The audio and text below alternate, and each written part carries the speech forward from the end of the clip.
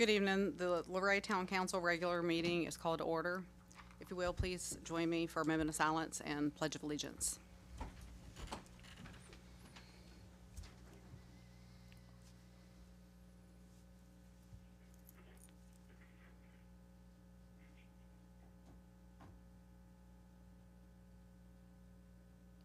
Join me for the pledge, please. Pledge allegiance To the flag of the United States of America and to the republic for which it stands, one nation under God, indivisible, with liberty and justice for all.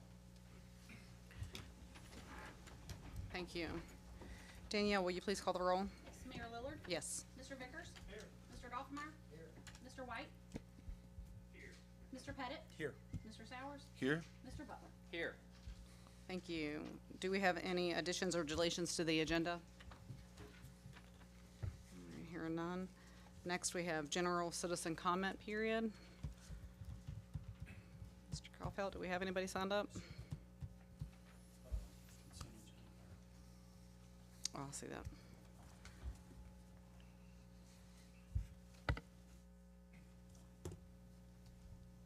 Let's back up. I missed the consent agenda. Mr. Vickers, do you have that? Sure. Mayor, I move to approve the fine consent agenda. The minutes of the regular council meeting of August 11, 2025, the minutes of the work session, August 26, 2025, and accounts payable totaling $182,501.28. Do I have a second? Second. Thank you, Danielle. Mr. Doffmeyer? Yes. Mr. White? Yes. Mr. Pettit? Yes. Mr. Sowers? Yes. Mr. Butler? Yes. Mr. Vickers? Yes. Okay, now we have general citizen comment period, and we have Mr. Travis Hoke signed up to speak. If you'd like to join us at the podium, please. State your name and address for the record.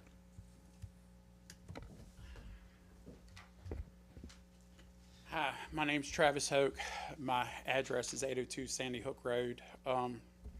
Basically, I would like to talk about, I understand that food trucks right now, you guys aren't approving any more permits for those. I do long-term rentals in the county. I have a few things here in Luray and Stanley. But I've had an individual come in and be interested in one of the properties that I have in the west end of town that they'd like to put a food truck on. And I understand that there's no permanent address to that yet because it's a vacant lot where we can supply power and water for the food truck.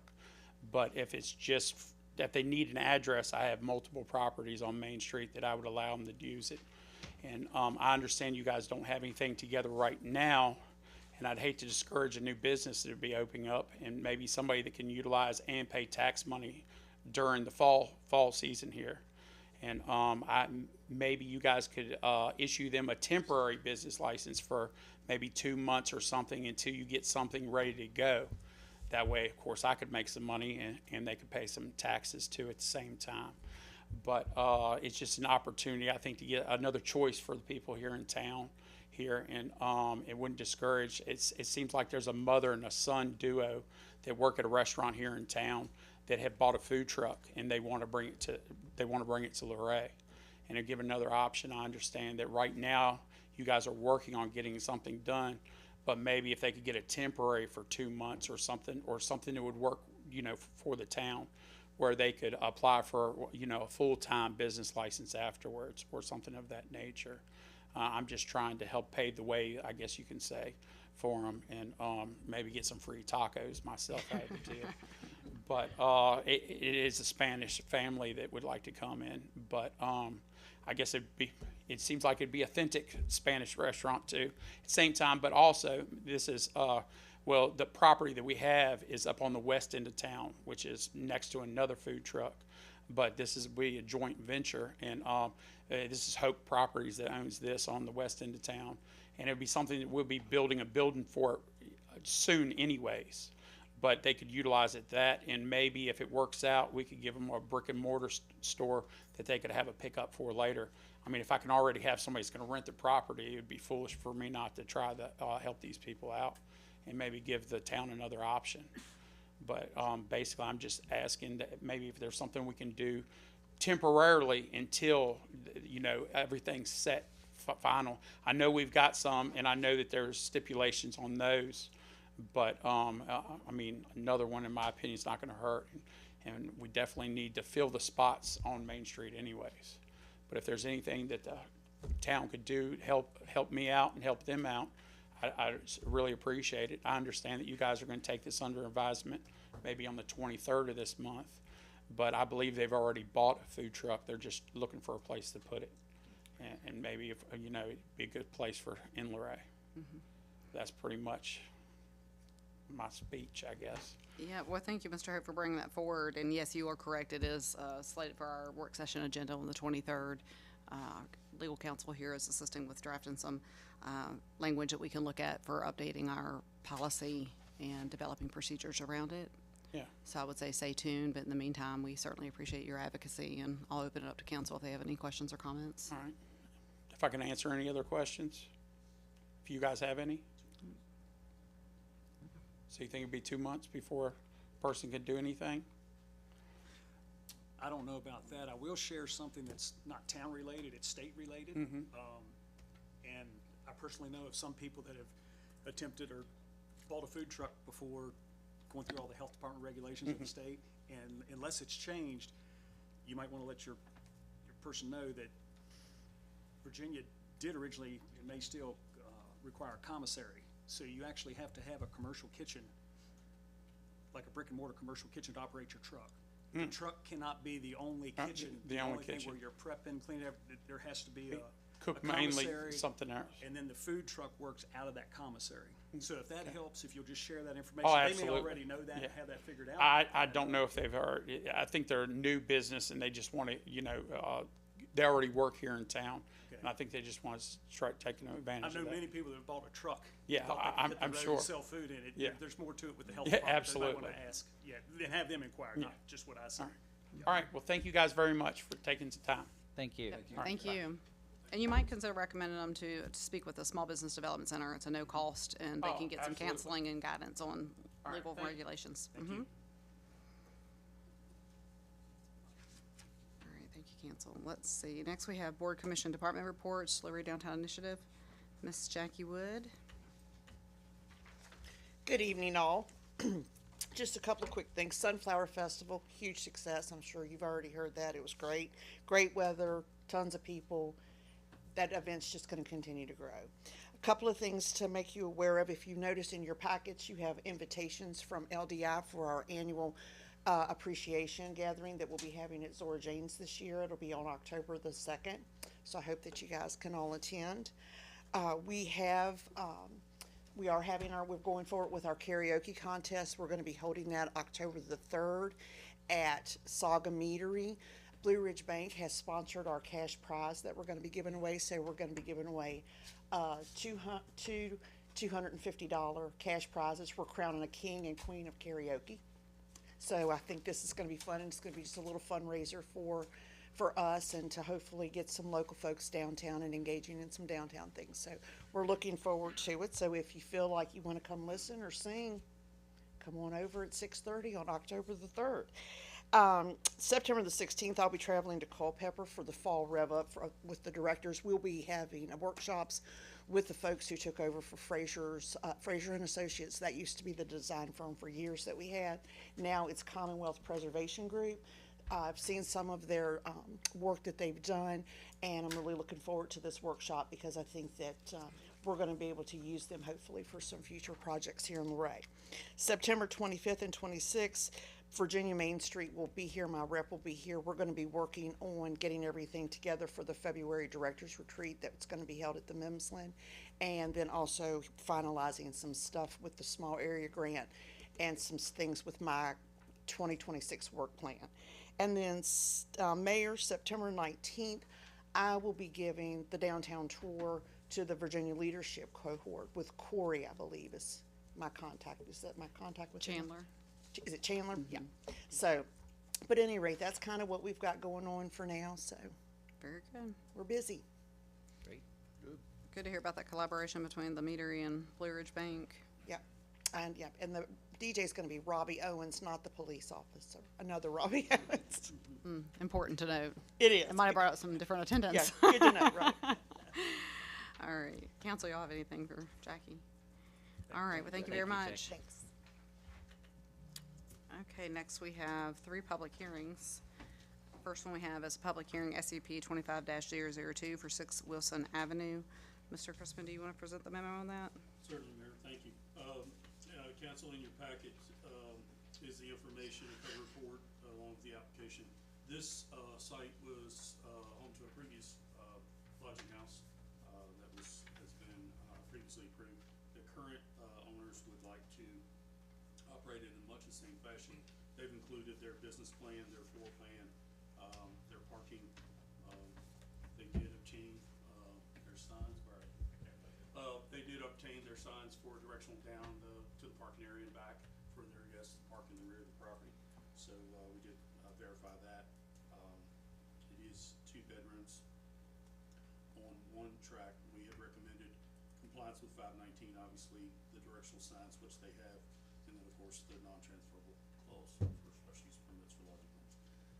Planning Commission looked at this at their August 13th meeting, held a public hearing. It was recommended for approval 5-1.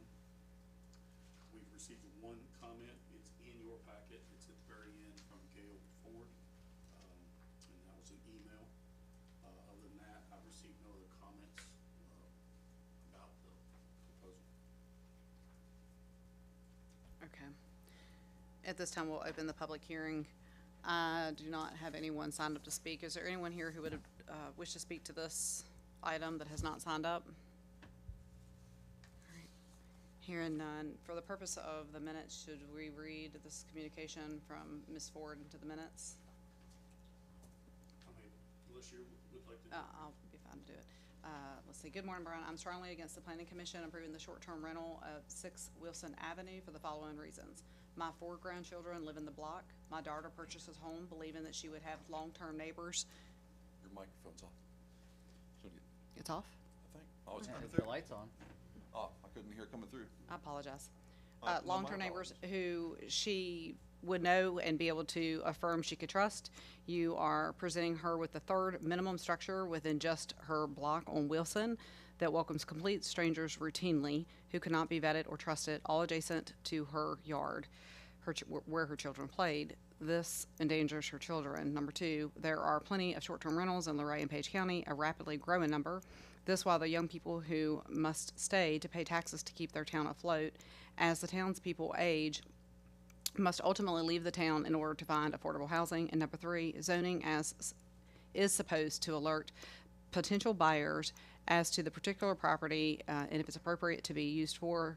Allowing post-purchase exceptions like this makes zoning meaningless, negatively impacting the quality of life for those families who are honoring the original guidelines. Please ask that the Planning Commission use their authority to keep the well-being of the children growing up in Luray in mind and reject this application for an exception.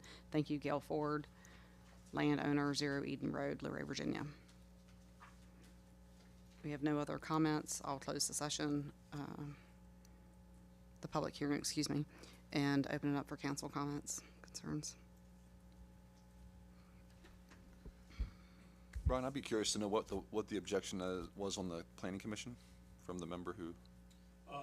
From the member who objected. Who objected? Just that there are enough short-term rental lodging houses in Luray, and that it negatively impacts the available housing stock for folks in our community. Those were the 2 reasons she listed. And this was previously used as a short-term rental. You did state that. Mm-hmm. I have to say, I think it's one of the best short-term rental SUP permit requests I've seen in a long time. Very, very well done. We live on Bixlersbury Road, so we're the neighbors. I mean, we'll be around the block. If there's any trouble at all, we're 5 minutes away. Well, and I'd just like to mention that the house that you now own was vacant for probably 8 years or more, I'm guessing, in very bad shape.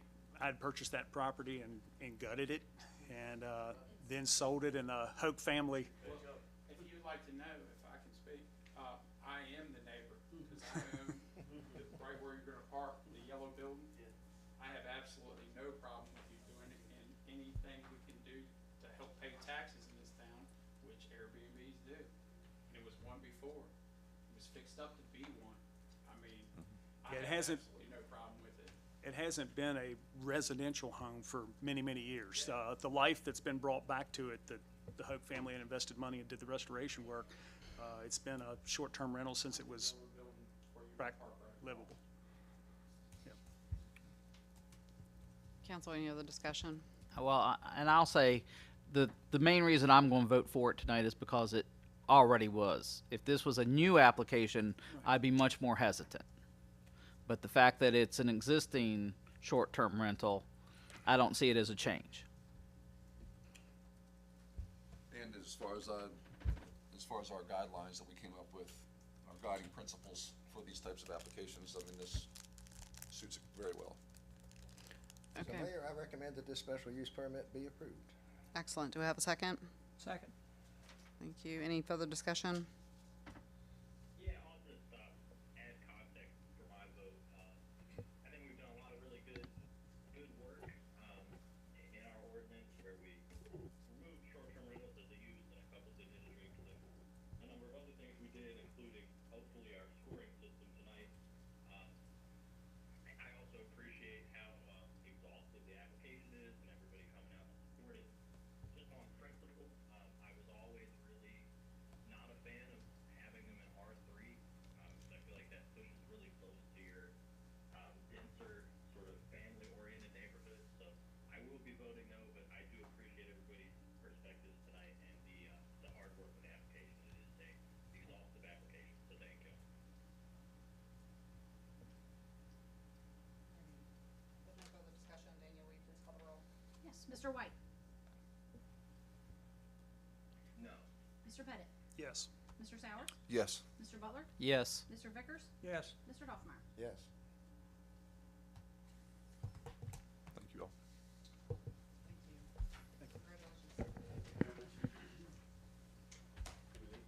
We don't have to. No, you've got to stay.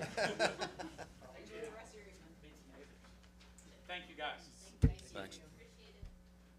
All right, moving on, we have ordinance amendments. Articles 4 and 7, this was a product that was produced over several meetings with the town attorney and staff. The amendments facilitate the incorporation of the village residential zoning district into the town code, which is designed to offer additional housing options for our community. The text amendments for Article 7 will also make important changes and updates to the ordinance to bring the text sections into compliance with state code and local practice. These primarily impact the operations of the Board of Zoning Appeals. Those changes have been provided by the town attorney. You have a clean copy and a red line copy. If you elect to approve these amendments, an ordinance with the exhibits is included for adoption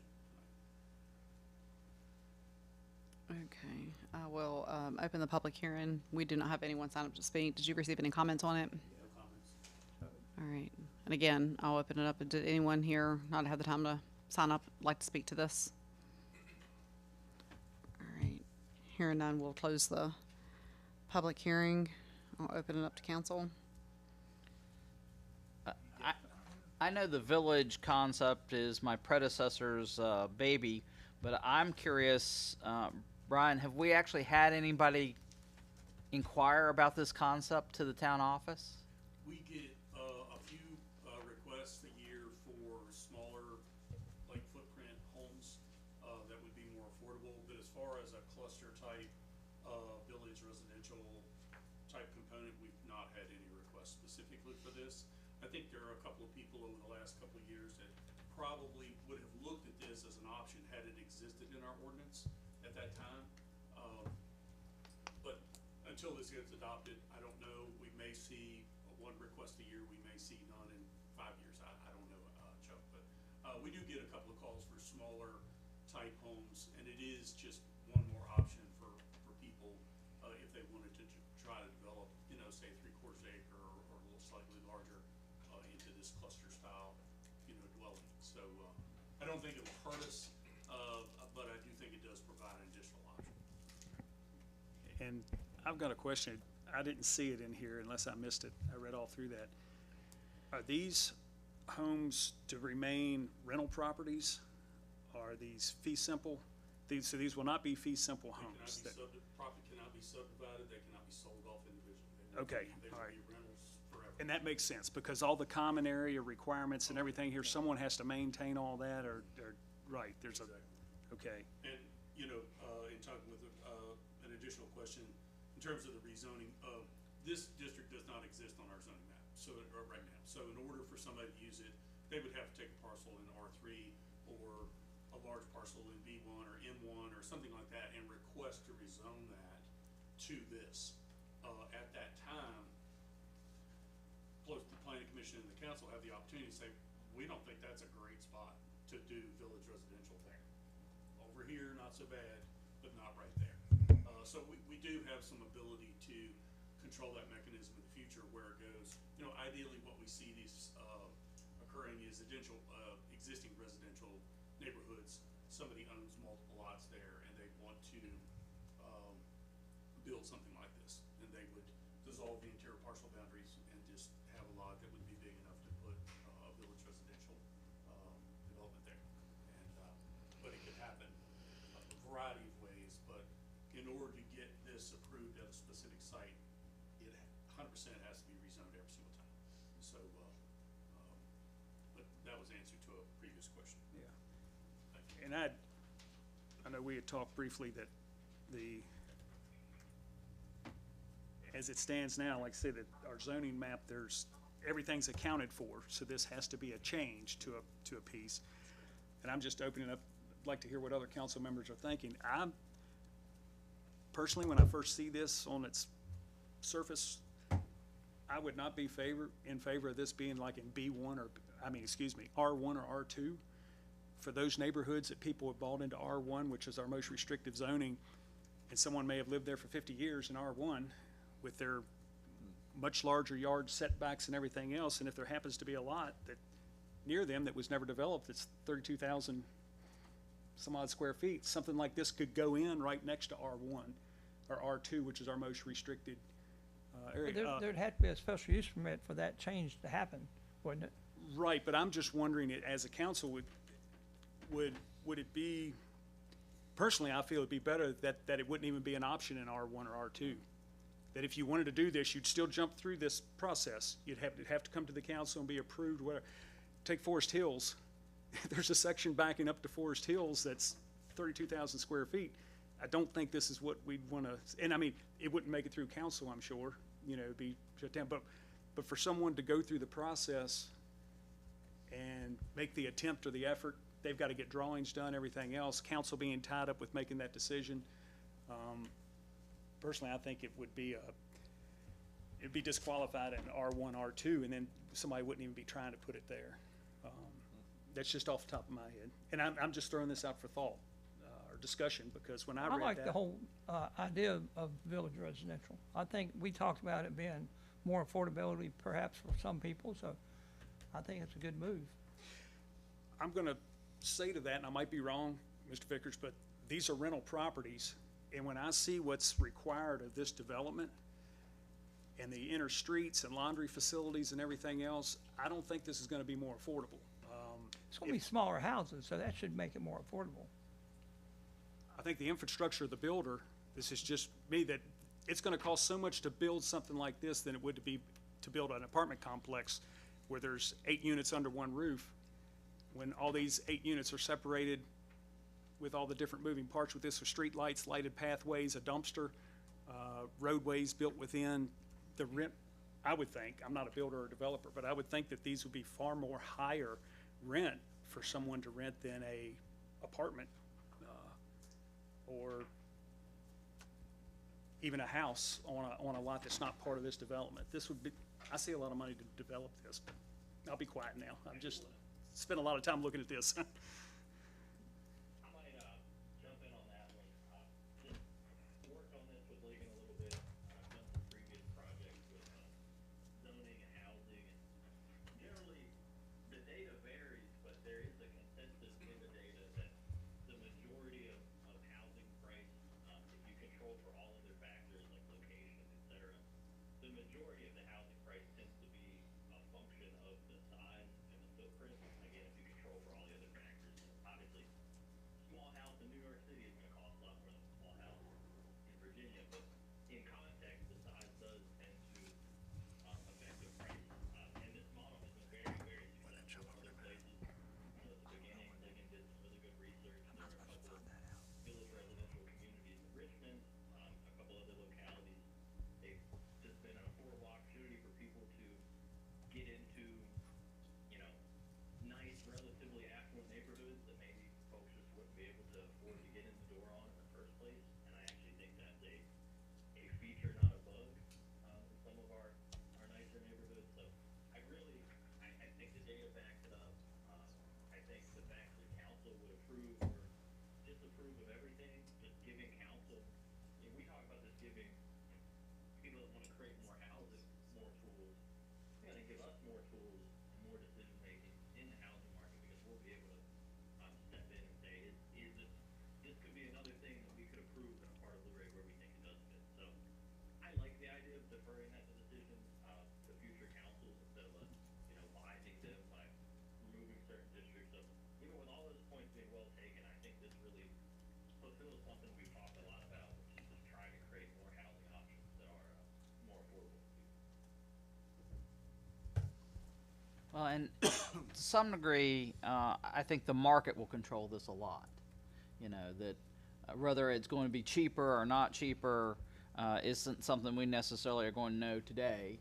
It's something that the market will affect, but it certainly is something that would give potentially more units, so to speak, per square foot or per acre or however you want to say that, than a lot of other options than stick built or whatever would be right now. And again, I think, Jason, your point, this is not going to be cheap housing because of all the infrastructure that you're going to have, but I think it probably, because it's a smaller unit and will have some amenities which would attract, it's not going to be as expensive as a larger house would be by itself. So if I go in and buy, build a 4-bedroom ranch style house in R1, in an R1 area, I'm going to rent that for a whole lot more than I'm going to rent one of these Right. for. So in that sense, yeah, it will be cheaper, but it may not be cheaper than building a apartment building with 8 apartments in it. Yeah, and as I mentioned to Jason earlier, I see a target market of an older population, that would be ground level, be a smaller place, that they don't have to maintain some huge sprawling house. So I can see a market for it, and we can let as Chuck said, let the market dictate that. I don't think it's a bad model. I think that we do have some areas in the town where it would make sense. And I think a retirement type setting is what is gonna gravitate to this. Seems like it, right? Yeah. With very little yard maintenance and things like that. I get that. It could be a But- single person that's just starting out that Could be. doesn't have a Could be. family yet. Want something nice. But I still go. Another option is what this is. Yeah, I still go back to, why do we have zoning? We have zoning so that certain neighborhoods, the style and the setbacks and the widths of the streets and everything is somewhat consistent, okay? All the development behind Walmart, okay, what D.R. Horton has out at Luray Landing, okay? I drove through there the last 2 nights. The parking, they said go through there in the evenings when people are home. I mean, there's huge challenges out there. But with that said, it's its own sort of community there, that everything there is similar, everything there is about the same within that space. If you took 2 of those units and put them in a section in R1 or R2 or something, it doesn't fit at all with what those neighborhoods or developments already are. I'm not opposed to saying that I would never approve this, it's not that. I do think that it has its place, and I think that the location of it needs to be to where it's complementary to what else is around it, and not neighbors like, wow, I've lived here for 30 years, and when I bought this, I never thought I'd have all these little homes here, and they're very tight. I went through and laid out the square footage with the offsets, the streets, the common area, the dumpster site. the size of a dumpster and the width of the access from the truck, it's gotta get into that to get that track, there is not much footprint of, not a lot of open space there that's left. And, I think in some of these neighborhoods, that bumping up to a whole different concept of design by the other zoning in R1 and R2 is gonna contrast it quite a bit, but that's just where I'm at. Thank I you. would, I was gonna say, Go ahead. I would agree with moving this forward if it had the restrictions already in place of R1 and R2, because I'll be honest with you, I think if one did come about there, and it may never, just as Brian said, we may not have an applicant for this in 5 years. But if it was an applicant in R1 or R2, I hate as a council member to be one that's gonna hear some, what I anticipate, some pushback on that or some community, because it's a different style neighborhood. Mainly due to space, square footage and space. I hear what you're saying on that. I mean, again, with the SUP process in place, they would have to submit and it would come before the council. It is a costly, though, pursuit by the applicant to run the potential of being denied and or even securing financing, frankly. I don't know if I'd restrict it. What do you think about doing something like the guiding principles for something like this as well?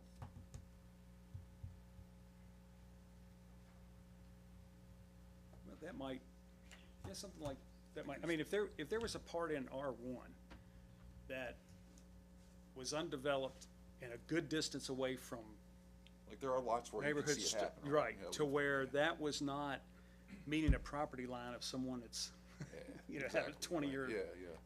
plus, you know, Yeah. home there that it just doesn't fit. And it So- might even butt up against something else that Yes, yeah, wouldn't be terribly different. yeah. Alex, did you have something else you wanted to add? Yeah, just, you know, I think this was really the product of a lot of really good work from staff, previous people on council, the current council, just the whole team, and I really would, I mean, since this reserves the right of making a final decision on any of these rezones in the future, to council and to the councils that future people would choose to elect, I would leave it as it is. See if, you know, I would actually go ahead, you know, I'll move that the zoning ordinance amendment be approved and the ordinance exhibits be adopted as presented. Cause I just, I don't really, I would hate for it to go off the track when all this work has happened. Cause I do think that all the concerns that have been shared are standard, but I think future councils, and maybe even this council, if somebody is ambitious in the project, like, we'll be able to make that call. So I'll go ahead and make that motion. All right, we have a first. Do we have a second? Can you tell me what the motion was? He He, approves it? yes, sir, he I'll did. second that. Approves as presented. All right, we have a first and a second. Any further discussion? Hearing none, I appreciate the council's thoughtful conversation on this. Danielle, will you please call the roll? Sure. Mr. Pettit? No, Mr. Sowers? Yes. Mr. Butler? Yes. Mr. Vickers? Yes. Mr. Doffmeyer? No. Mr. White? Yes. All right, thank you. Next, we have lodge and house evaluation criteria. Let's come back with it and do something like this for that. In your packets, something that is a blast from the past, that you guys have looked at before. And so currently, we held a public hearing at the planning commission meeting, and after that, they had unanimously recommended to not add these to the code of the town. And principal reasons were that, many of the members of the commission and council may already use those criteria informally, and they did not see the need to codify them. This was a resolution of referral that was passed earlier in 2025 to the planning commission. They did evaluate it, and a copy of the minutes, page from that meeting is included in your packet. council elects to codify these criteria as a zoning amendment to chapter 519.1, there is an ordinance provided by Mr. Botkins to allow that to take place. I received no comments on this. Okay, we will open the public hearing for lodging house evaluation criteria. We have no one signed up to speak. Again, on one more opportunity. Anyone here want to speak to this that has not signed up? All right, hearing no one, we will close the public hearing. Open it up for council discussion. Well, Brian, I am loath to disagree with you, but I think we got a very strong public comment by the zoning board voting 6-0. I think that's a very strong comment. Pretty strong, yeah. True. We can take it. Yeah, Mr. Butler, is that a motion?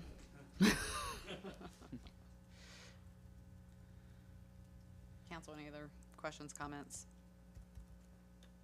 Yeah, I'm pretty certain that this will fail, because our system is designed to listen what the planning commission has to say, and they're great people who had a deliberative process. My 2 cents before casting my vote would just be that, you know, the zoning code all across America involve, statements of factors that might be considered. That's not unusual, it's not atypical. Those lists are not binding, they are also not exclusive, so decision makers can ignore those lists and go beyond those lists, but I think they're statements of priority, that decision making bodies can use, in a way that, you know, is gonna inform the conversations that they have in a way that I think is productive, and I think these criteria would add that to any conversations we have, and also tell the public what we're about. So I will say, I mean, I just don't think this is unusual or something that would hamper our ability to do what we do, but I respect what the planning commission had to say. They do a great job. Well, again, the zoning commission agreed with my position the last time this came up, so I'm of course very supportive of their position now. And so yes, I think I will make that as a motion. I move that the lodging house evaluation criteria be denied as a zoning amendment for the reasons noted by the planning commission and the fact that codifying this won't really serve any purpose since we're already using those criteria informally. Thank you, Mr. Butler. We have a first. Do I have a second? I'll second that. All right, first and a second. Any further conversation? Now, I wonder the unintended consequences of us now denying this. I appreciate what the planning commission came up with and board of zoning. I get that. It is nice to be able to publicly disclose, as Alex said, hey, this is what we, not hardline rule, no scoring system, none of that kind of stuff, but this is what we're looking for, more or less, in principle. And to just do that behind, you know, in our noggins or behind closed doors, to me, is, I would prefer to be transparent with it. I would like for us to have some level of transparency with that. If we're all saying, well, we might use some of these or one of these, or, I think it's, whether it's this or something else, to be able to disclose to potential investors what we're about, what our vision is, in some manner, and have that in writing so they can see that and not waste their time, right? I think that's a good thing. I think this is really, you know, obviously I like it because, but I do respect Chuck, what you're saying, what some of the other advice is. Yeah, I'm rambling, so I'll stop. So. and again, I'll add to the ramble. I'll just say in terms of stating, you know, telegraphing to people a position and the principles the decision's made on. I mean, I would say, Joey, you could join me in voting no on this, and telegraph your positions in that way, and then people will know what you're about. Yeah, certainly, Alex. I mean, I already am going to vote against the motion, but that's my rationale. It's not that I disagree with what they're saying. I understand the potential pitfalls, but although frankly I don't think there is within just being guiding principles. And Jason, I don't know if you are able to weigh in.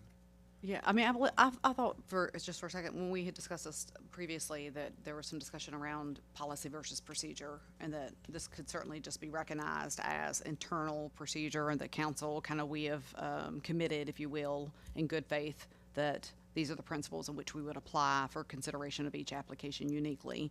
I don't recall there being discussion that it would be more favorable for council to adopt it as part of our zoning ordinance. There was mentioning of potentially using it in more in an informal manner. My recommendation would be to avoid that and either adopt it as part of the zoning ordinance or reject it, because otherwise then you have a kind of a town document and policy that's being presented to folks that has been expressly rejected by not only the planning commission but also the town council. And at that point, that's when you really run into risk of saying, hey, these guys are deciding these applications based on factors that not only aren't in the zoning ordinance, but also have been rejected as part of the zoning ordinance. Unfortunate. Glad you're here. That puts a different spin on how I was thinking as well. Yeah. Again, and I appreciate what Joey's saying about transparency. We do want to be transparent. On the other side of that, if these are, just kind of guidelines, and we then suddenly say, well, hold it, we're not going to approve this one because of this thing that's not on that list, the person submitting is going to go, hold it, I did everything on your list. That's not fair. I did what you said. So if it's not going to be kind of hard and fast, then I think we're opening ourselves up for a lot of complaints. And I'd much rather just leave it off. Let's just, okay, we all have our own little list in our head of things we're considering, and that's what we're supposed to do. Is that not what arbitrary and capricious is, or am I wrong? I'm sorry to use that phrase. No, I'm sorry, Jason, but is it not kind of what that, I don't know. I'll say no more, but that's kind of what I'm thinking. If it's just whatever's in our own head, then that's not really, I don't know, that seems random. I don't want to be random. I want to do the right thing. I want to do the right thing for the town, for applicants. And I know you do, Joey, and I think we all do. Yeah. But to address your point, I think arbitrary and capricious is I applied this set of rules today, and I apply a different set tomorrow. Okay. And so as long as I'm consistent, then that's not arbitrary and capricious. Thank you. I appreciate that. It's nice having another lawyer here too. No, I will always defer to the town attorney. Don't do that to me. As we discuss this, and I'm asking Joey, would this be? There could be 3 other people on council here next year, and they wouldn't have to abide by any of this. Sure. See what I'm saying? So in some That's ways, fair. it is the thought process of the elected officials that are in these seats So represents the townspeople, and they each have our own different yeah, ideals. we may all be on sort of the same page now, but 5 years from now, 6 years from now, it might be a council with completely different ideas than that, going to completely different directions from that. And But that would also be okay, if then they had their own guidelines, right? Yeah. Okay, well, I believe we've had some exhaustive conversation. Good conversation, though. I appreciate it. We have a first from Butler and a second from Mr. Vickers. Danielle, would you please call the roll? Mr. Sowers? No. Mr. Butler? Yes. Mr. Vickers? Yes. Mr. Dolphmeyer? Yes. Mr. White? No. Mr. Pettit? Yes. Okay. Totally get it. Next, we have discussion items, IRF grant. Yes, Loan. Mayor, in your packet, I provided a topic sheet. I'm gonna probably leave a sheet that looks like this on every meeting that we have until we actually get the stuff. Just in case it comes in between the time that we produce these agenda packets and we have the meeting. So currently, nothing really has changed. We did complete a Zoom meeting with DHCD and Mr. Herman. 3 representatives from Richmond were there on the call, and so very positive. I think that we'll see some stuff coming out of Richmond shortly to allow us to kind of get started. I know Brad is anxious to construction process, but he has to make a selection and get that approved first, so, when the wheels start to turn, I think they're gonna turn fairly fast. So like I said, I'm just putting this as a placeholder in every single meeting agenda until I get something definitive for your folks. So that's, unfortunately, that's all I've got for that topic. I'll just share, I was in Richmond, I'm trying to think, I guess it's been 2 weeks ago, at a CDFI, Community Development Financial Institution Conference. And this project was mentioned, and very favorably and complimentary from folks across the state to Luray on the project. Okay. Moving on, district regulation amendments, Mr. Chrisman? Yeah, so there's some changes in your packet that were, again, kind of a joint process. Jason Bacchus did a lot of the heavy lifting on this. The original trigger for this was essentially an initial resolution referral to the planning commission about a particular topic. And so this set of changes or proposed changes for you folks would be, the next step would be to vote to refer these items to the planning commission to advertise and hold public hearings, receive comment, and then solicit recommendations back to you folks at a future meeting. So really, what Jason and I tried to do was in the cover report, just highlight some of the major changes that we would be proposing in your red line copy of Exhibit A there. Jason highlighted all those things in red, and if they're struck through with a line. Some of the great things that were added were putting bed and breakfast and manufactured homes in their own chapters, which I thought was great because it does save a lot in the text of the ordinance. So just by putting it in one spot really makes a big change. Some of the other things that took place were, that we had reviewed, were considering making manufactured homes up by right in either the R3 and R4 or one or the other moving forward. That was part of our joint meeting. That was been part of our comp plan discussion. It's been in front of the commission numerous times in terms of the housing issue. So that is included in here. Again, these are just draft amendments. They're not, until you guys hold public hearing vote on them, they're not set in stone. So we have time to review them, think about them, propose changes. Clarifying uses is a big one. We did adjust the roof pitch element, which was discussed previously in this group. And then while it's a significant philosophical shift, I did add some information there about potential costs. So when we've always had the continuous masonry foundation, we had to define that for the purposes of the building official and applicants, so that they're clear about what constitutes a continuous masonry foundation, what doesn't. So we've done that, but it does add to the cost, the overall cost. But again, when you spread that cost out over a 30-year note or something like that, the amount is actually fairly minimal, but the quality of the product, the end product, is much greater. And so it's much easier to provide advantages to the homeowner and to make that home fit better within that residential neighborhood because they have this pitch roof, they have these masonry foundations. They're going to appreciate those things later on.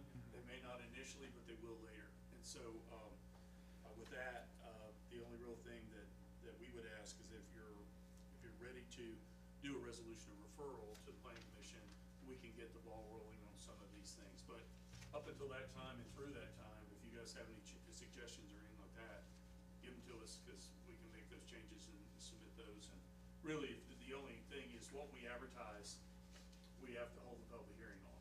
So if we change between times, we just need to make sure that we advertise what the version is that you guys are going to be considering. That's all.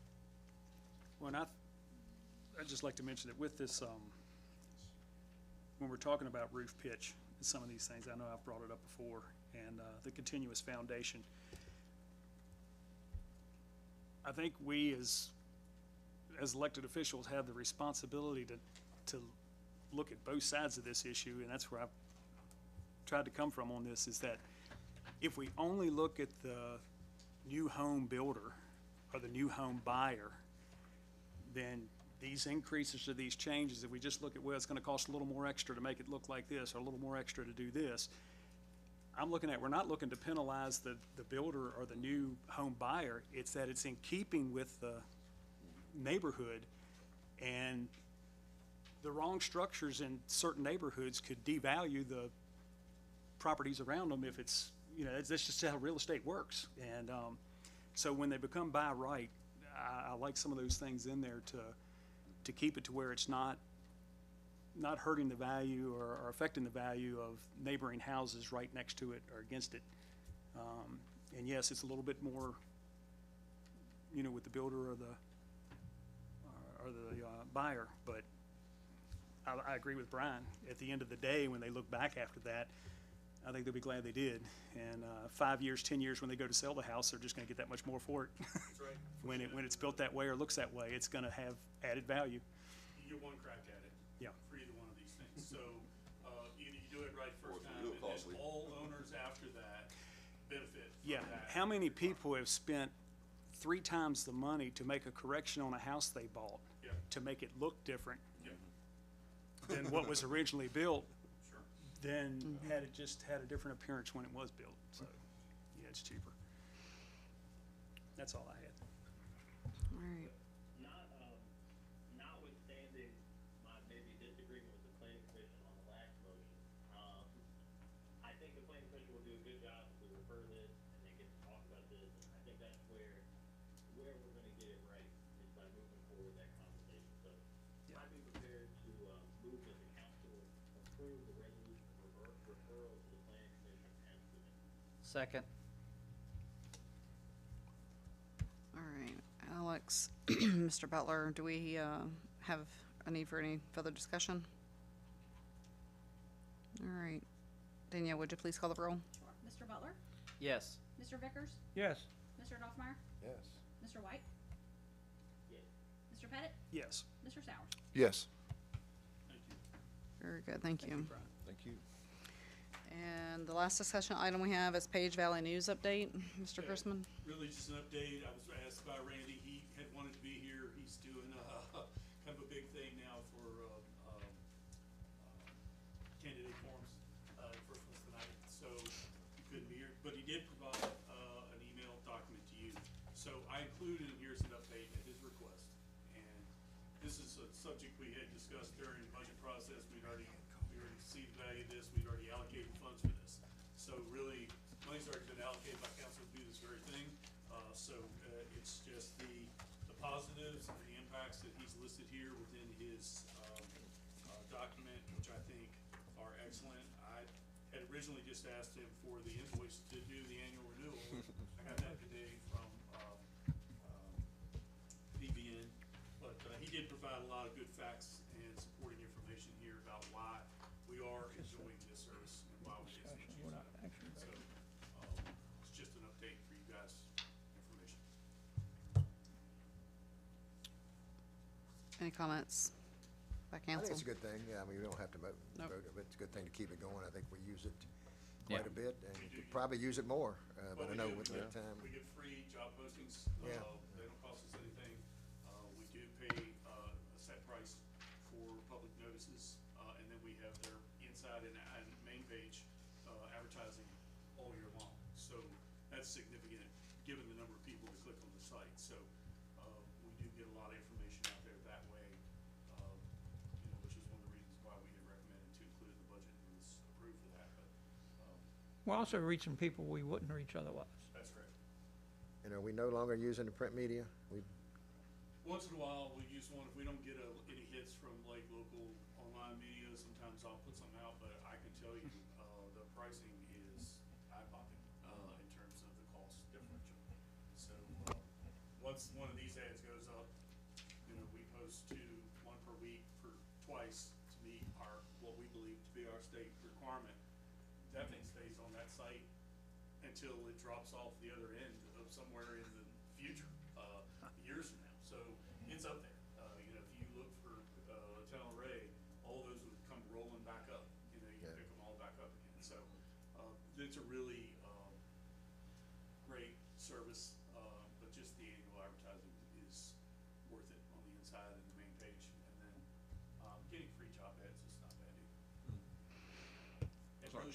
Really good service. All with Indeed. Oh, yeah, really good service, and it's immediate. I don't have to go through a long process online.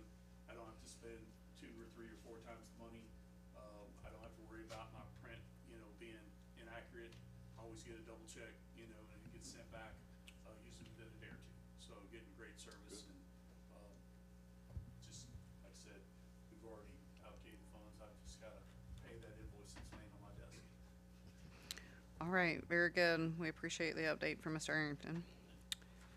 Next, we have action items, rezoning RZ 25-001, 62 Caroline Drive, M1 to B1. Would you like to handle that memo, Mr. That's fine. Chrisman? Thank you, Mayor. First thing I need to note is at your place, there's a single sheet with yellow at the bottom. That is the new motion sheet. I had provided a motion sheet that constituted 3 options, and really, when it comes to rezoning, there's only 2. And so Mr. Bakkens apprised me of that, and I provided this to you today. Other than the comment letters that are added at the back of the submittal and a locator map that was included at your public hearing, which you've seen, there have been no other comments and no other changes to the submittal. So this is simply just an action item tonight for you folks based on the public hearing you've already held and the comments that you've received in writing. All right, thank you, Mr. Chrisman. Council, any discussion on this? I continue to be concerned about the amount of traffic on that road. It's a dead-end road. It's going to a private, or not a private, a very quiet area that the town maintains, the pond or lake, whatever you want to call it. We also have the Caroline there, we have the concerts. I'm just very concerned about adding a lot of traffic along that road. I'd just like to comment on it that, I was on site, met with Mr. Coleman, who asked us to come out. Joey and I both were there. Looking at the property, and I realized that as council, we don't know exactly what it is that's gonna go there. And I think all of us would like to know that, but the reality is, if it's changed to B1, our zoning already states what is allowed by right in B1, so it would be a use that's allowed by B1, obviously. With all those lots, as you come off of Main Street being B1, which are a church and some permanent residents, some weekend short-term rentals, it's B1 already, all the way down that area, except the very last lot, which is Mr. Coleman's, which is M1. So it's a bit out of place. I understand the history with it, that used to connect before 211 was, the bypass was built, that M1 continued on the other side over where the Caverns warehouse and maintenance building is, and all of that. But 211's the reason that one piece is right there. And I'll just be honest, in my opinion, to deny Mr. Coleman the opportunity for that to be B1, just because we're not sure what's there, when the reality is any of those other lots leading down to his lot could be anything tomorrow. They could come in and get a business license for a by right use of whatever our zoning already allows in B1. So any of those other properties could be exactly the same thing that he plans, or different, as long as it's by right by B1. That's my thoughts on it. Just it fits. If it was out there on an island all its own, and all those lots were residential, and he wanted to make the end lot B1, no, I would not be for that. But when everything else is already existing, it's hard for me to say no. And if he came in asking to rezone it to M1, we would probably say no too, if it was a different zoning, because it wouldn't make sense there really, right? Like, it's like the end of a road. It's not spot zoning, because I understand it's different than that, because it's just how, things got cut, but M1 makes no sense, other than it preserves, I understand it preserves our ability to review anything that it's used for. But I think your points are good, Jason. Do we see anything in B1 other than what, Jerry, what you said, the potential traffic on the road? that is the number one concern, right? That and maybe runoff or something like that could be an issue potentially as well, but he would need to handle that on his property anyway, so. Well, and can I ask a question? Looking at the plat, as I look at it, and again, you'll forgive me, but the bottom kind of right side, there's an area. Is that a parking area beside the building? As I'm trying to, it says sidewalk, and then there's like an area. Yeah, at the bottom.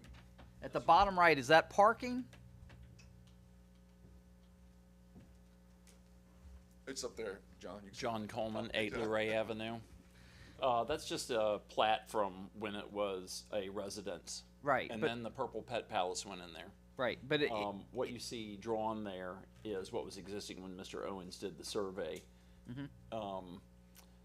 That's just, with the exception of one of those buildings being deleted, the site is pretty much exactly as you see right there, excepting that between Carillon Drive and the face of the house is all gravel that's mostly been grown in by grass. okay. But so that was like a parking area originally. Yes, there's So there's a parking area there right now from when it was the Purple Pet Palace that consumes between a quarter and a third of the entire lot. Okay, and so then that means that there is a turn into the parking area off the street. All of those things are, yes, there and identical to all of the other B1 parcels on the street. Okay. While I'm here, may I have the opportunity to address the traffic concern on the street? Sure. So by National Highway Design Standards, this street falls into a category that qualifies for up to 1,000 vehicle trips per day. Because there are only usable parcels on one side of the street, that actually effectively creates even less demand on the street than if there were B1 parcels down both sides of the street. And I'll say, from my perspective, having that parking area means somebody's going to turn in and then they're going to turn back out onto the street. They're not going to go to the dead end. And so that, to me, Has no effect on eliminates the concern about somebody getting kind of caught at the dead end. And then to further illustrate that in some context here, I would suggest that if there's a concern about traffic on the street just by this one parcel changing from M1 to B1, perhaps we should change the zoning on all of the lots on the street to R1.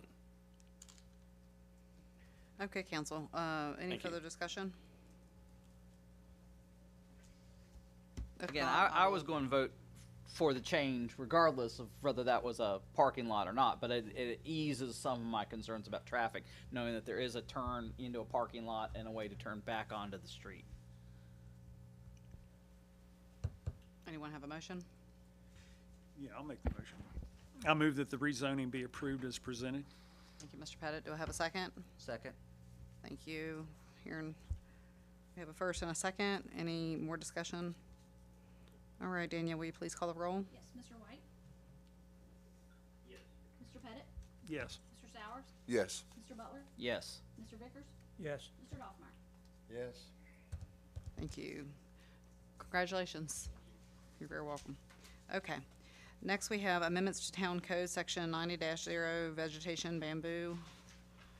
Mr. Chrisman? Thank you, Mayor. In your packet is a brief cover letter that just adds running bamboo to section 90-1 vegetation of the town code. This comes out of the state code. This just provides better tools for a resolution for when neighbors, bamboo runs into other neighbors' yards. Those neighbors can then have a successful recourse through our code enforcement to say, hey, you gotta get that out of there, and keep it out of there. Keeping bamboo out of anywhere is nearly impossible, so it is a frequent task for them to do that. Really digging it up and then burning the roots are really the only effective way of doing it. But in adding this to the town code, it does give our code enforcement a cleaner path to handle this particular type of vegetation. And there's an ordinance here, if you'd like to adopt that and add it to the town code. all the bamboo haters out there, this was a long time coming. Yep. I'm one of them. Fortunately, I have to hack some down on my property every, Yeah. It makes you hate it quick. because somebody planted once upon a time. Yep. I had an Eagle Scout project that we had to try to dig the bamboo out. Well, that will be interesting for enforcement, but I do agree, it's a long time overdue. Yep. I know one lady that will be very grateful. My mom. Glad I don't have a vote on this one. Okay, all right. If, Yeah, I think the key is we need to get serious about enforcing it. I mean, Yeah. We've talked about this before, and I don't think we've been that active in doing it, have we? And we just, So by I mean, is this gonna help us? I believe so. It's definitely adding it directly into the ordinance so we can reference that specifically. And then, there are penalties for not complying with 90-1 after proper notification. Yep, yep. Same penalties as tall grass and some of the other stuff. So, once we notify them, they get a certain time period to do it. After that, we can put a lien against the property, do it ourselves, which I would not do that. Because it's nearly impossible, but we can require them. And then, they'll have to show up in the court and explain why they didn't do what they were supposed to do. So, You ready for a motion? yes, sir. I move that the Code 90-1 Amendment Ordinance be approved as presented. I second that. Thank you. Any more discussion? Danielle, would you please call the roll? Sure. Mr. Pettit? Yes. Mr. Sowers? Yes. Mr. Butler? Yes. Mr. Vickers? Yes. Mr. Doffmeyer? Yes. Mr. White? Okay, at this time, we have a closed meeting scheduled, so if we can ask for those that are in the public to excuse us for the closed meeting, you're welcome to wait around. We'll call you back in when the session is more back open to public meeting. Thank you for coming out. If not, Mr. Pettit, do you want to read us in? Sure. I move that the town council convene and go into closed meeting for the purpose of discussing the performance and employment of specific local government personnel as authorized by section 2.2-3711A1 of the Code of Virginia. The subject matter concerns the position, performance, and employment of the town manager. Do I have a second? Seconded. All right, Danielle? All right. Mr. Vickers? Yes. Mr. Doffmeyer? Yes. Mr. White? Mr. Pettit? Yes. Mr. Sowers? Yes. Mr. Butler? Yes. All right, thank you. All right, if Brian, if you'll stay, You have to tell yes, Alex please. As soon as he hears the name before him say yes, he needs to go ahead and say yes.